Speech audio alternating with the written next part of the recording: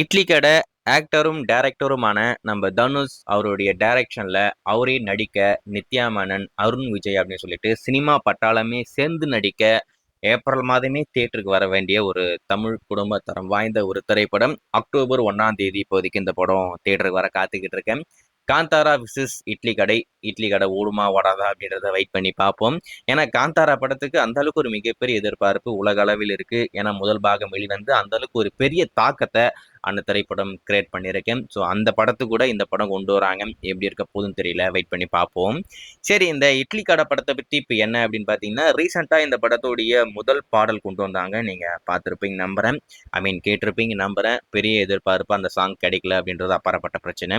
இன்னும் அந்த song trend ஆகல. கண்டிப்பா படம் ரிலீஸ் ஆகுறதுக்கு முன்னாடி ட்ரெண்ட் ஆயிடும் அப்படின்ற மாதிரி நான் எதிர்பார்க்கிறேன். இப்போதைக்கு இந்த படத்துடைய பிரம்மாண்டமான ஆடியோ லான்ச் செப்டம்பர் 13ஆம் தேதி நேரு ஸ்டேடியத்துல பண்ண போறாங்க.